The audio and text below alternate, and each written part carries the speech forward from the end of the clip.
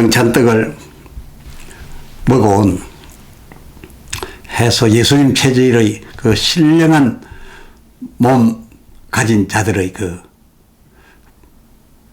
부활이 있을 것인데, 이 부활의 첫 열매가 되신 고린도전서 15장 20절에 우리들 부활할 것의 첫 열매가 되신 예수님이 우리의 거칠 과정을 다 보여주셨습니다.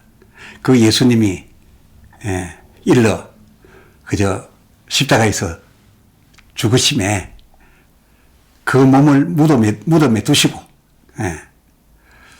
누가복음 23장 43절 그의 영혼으로 나그네 가셨지 않습니까? 우편 강도를 데리고 나그네 가셨지 않습니까? 그와 마찬가지로 우리도 죽는 날 흙으로 된 우리 육신도 무덤에 보냈지만은, 성찬수찬으로 따로 이루어진 예수님 체질의 신령한 우리 몸도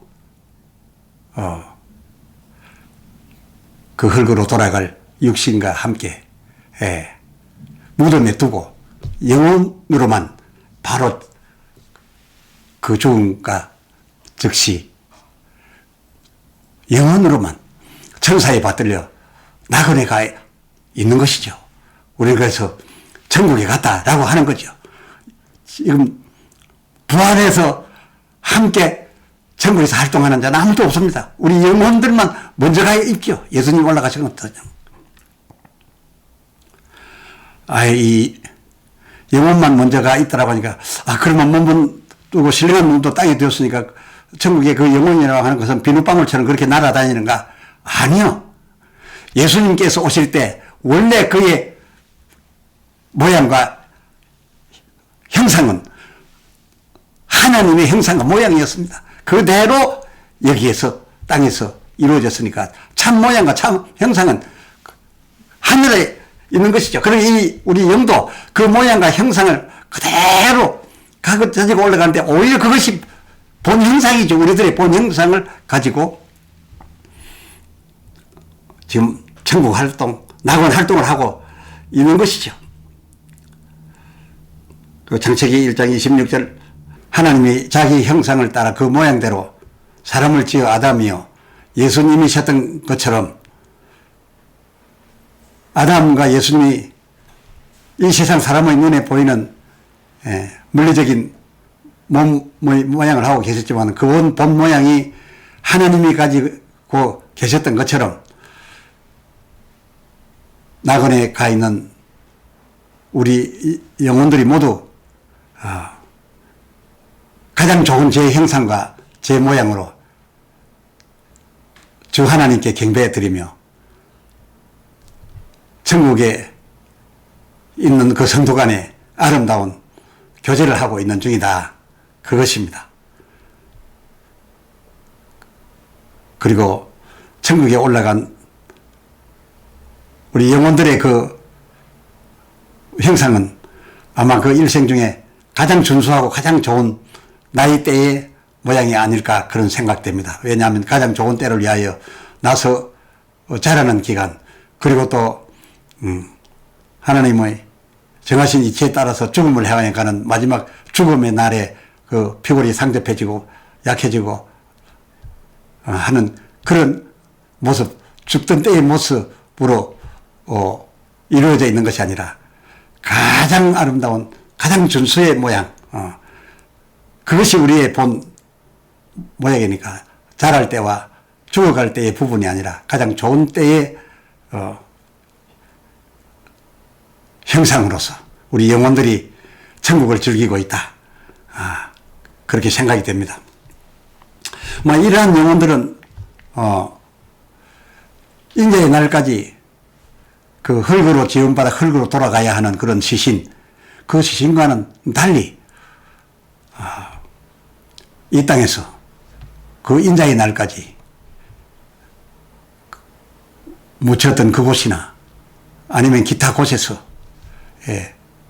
주님의 몸, 내 살, 주님의 피 수천하여 이루어진 이루라 하신 예, 그 몸을 따로 이 땅에 두고 갔던지라.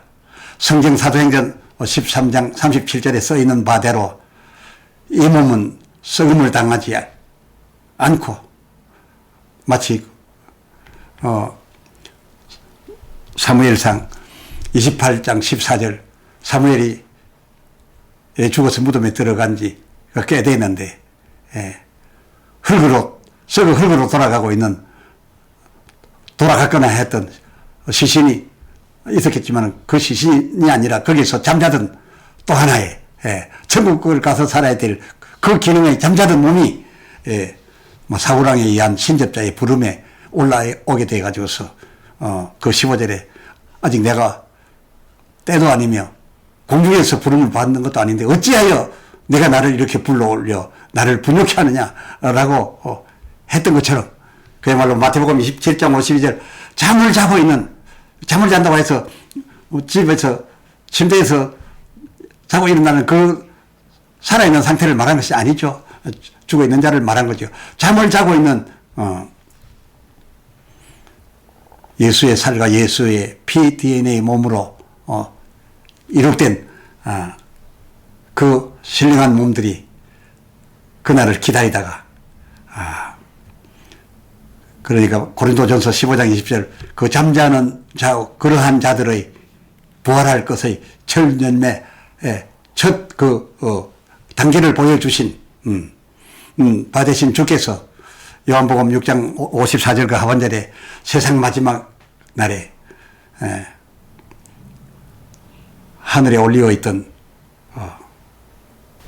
데살로니가 전서 4장 14절 하반절 하늘에 올려 있는 그 영들을 다시 데리고 이 공중으로 함께 내려오시사 저 공중 중간쯤에서 하늘로서부터 함께 대동해 온 그 영들의 이름을 부릅니다. 데살로니가전서 4장 16절 우렁차게 부릅니다. 그 부르면 그 영혼의 이름을 부를 때 그 영혼이 죽어 올라갈 때 남겨 두고 갔던 그 잠자고 있던 저희 몸, 이 몸은 예수의 살과 피를 먹어서 된 그런 신령한 몸입니다. 흙으로 또 돌아가서 모여서 사람이 혹시 된다 하더라도 천국을 살 수 없는 흙 DNA가 아닙니다. 예수의 살과 피로서 이룩된 자기들의 형상과 모양대로 그 영의 본 형상과 모양대로 된 신혼들이 그때 일어나서 가장 준수한 모습으로 잠잤겠죠. 그 17절 공중으로 올려가서 저 천국에서 내려온 그 영혼들과 합하여져서 한 몸을 이루게 돼서 활동을 하게 되니 이게 부활입니다. 이를 가리켜서 부활이라는 겁니다.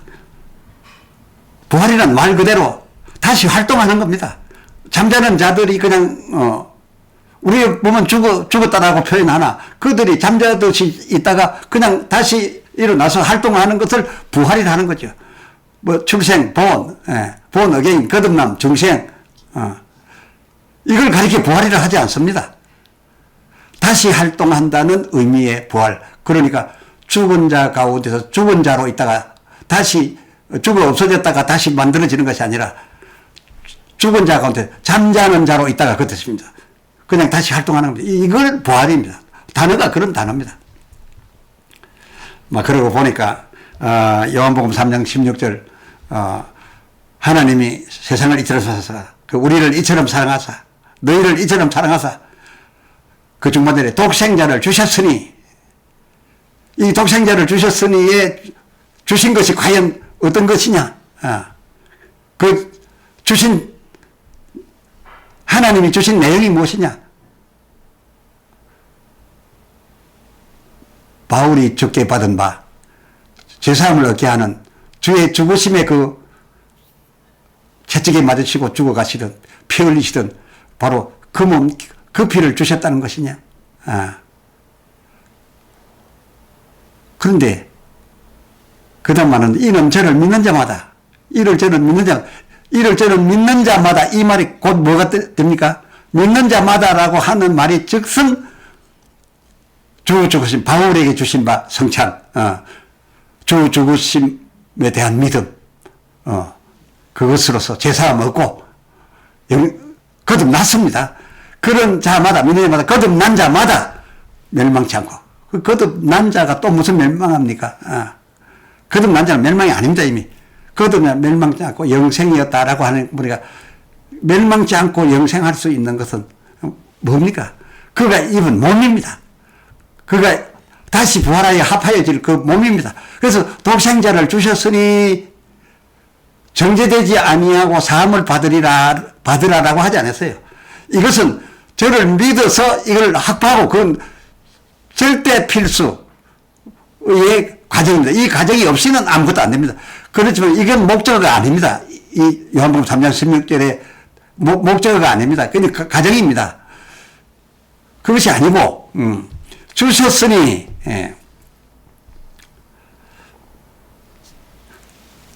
멸망하지 말고 영생을 얻어라.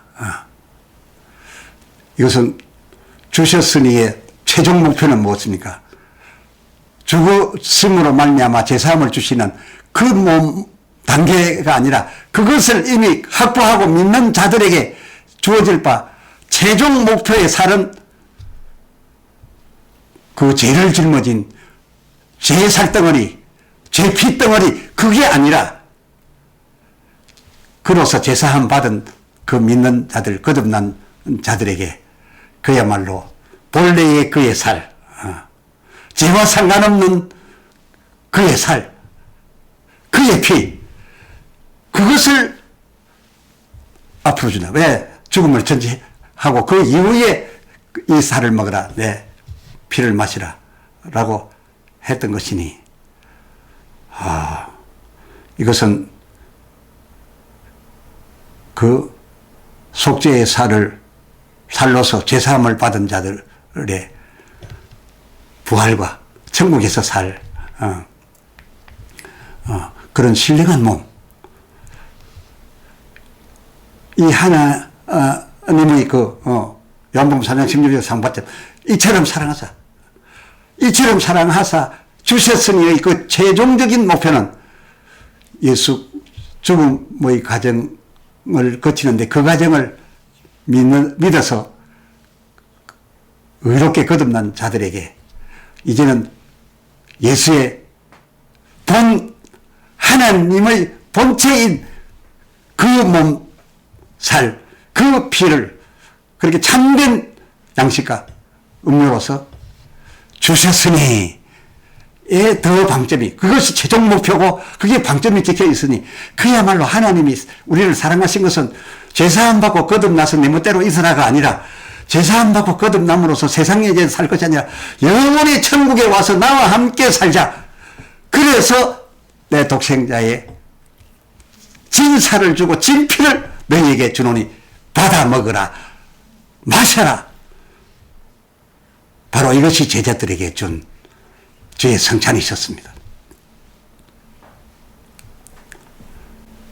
그럼 그렇지, 창세기 2장 7절, 이 땅에 흙으로 지은 아담으로서는 설령 죄를 짓지 않았다 하더라도 이 땅에서 만들어진 에덴 동산에 사는 것이 고작이지, 그 흙으로 빚어진 몸 가지고 죄 안 지었다 한들 천국에 가서 살 수는 없는 것입니다.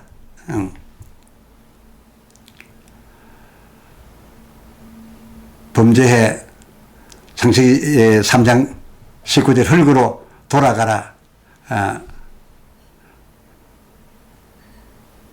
하셨음 말고, 흙으로 돌아가지만은 흙으로 돌아간 분자들이 흙 속에 있다가 어디에 흘러가 있든지 간에 다시 모여서 천국에서 살 수 있는 그런 기능으로 업그레이드 해서 다시 몸을 이루라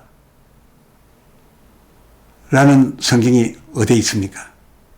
진작 천목에 거름이 되고 하수로 흘러내려서 물고기 밥이 된 흙분자들이 인자의 날 공중에서 부른다고 순식간 모여들어서 옛 본인 몸이 되겠습니까? 예. 하나님이 그렇게 다시 지으실 일도 없으시거니와, 설령 그러하다 해도 그런 사항은 창세기 2장 7절에 나오면 사람을 지으시고에 해당되는 것이지 다시 활동을 재개하다 뜻의 부활이란 단어와는 맞지 않다는 거죠.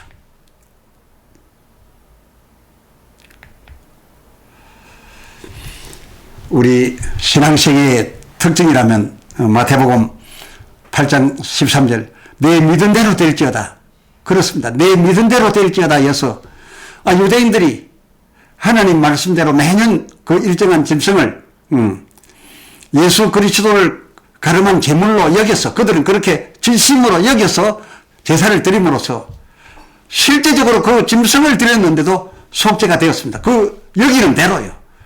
그러나 물론 하나님 말씀이 거기에 주어져 있지 않은데 여긴다는 것은 소용이 없겠지만 말씀이 있는 한 그렇게 그 말씀이 그 짐승에 가 있으니 그렇게 여기고 그 짐승으로 제사를 드린 사람은 속죄가 매년 제대로 된 것입니다. 그렇지 않았습니까? 그리하였은지 오늘날 우리가 받는 이 주의 성찬과 떡과 잔도 우리가 어떻게 여기고 받느냐? 바울의 전한 바대로 먹고 마시느냐? 아니면은 그 다음 단계, 최종의 단계, 예수님이 제자들에게 전한 바, 거기까지로 여겨서, 아니, 그 단계로 여겨서 받느냐에 따라서 그 결과도 여기는 대로 된 것입니다. 과연 오늘날 우리가 이 성찬을 받으면서 어찌 여기며 받습니까? 어떻게로 여겨서 먹고 마시고 있습니까? 같은 날 같은 장소에서 같은 떡 같은 잔 같은 주께 같은 축복을 받아 먹었어도 요한복음 13장 26절 그 마음에 사단이 들어가 그 받을 때 마음이 달라 있었던 가룟 유대에게는 똑같은 잔 똑같은 주께 받았지만은 그 떡은 다른 제자들의 여기는 것처럼 천국을 살아갈 그런 신령한 몸이 된 것이 아니라 그 가룟 유다는 자기 여긴 대로 그 떡과 잔을 받은과 동시에 그 17절에 사단이 들어가 저를 이끌었다고 하지 않았습니까? 할렐루야.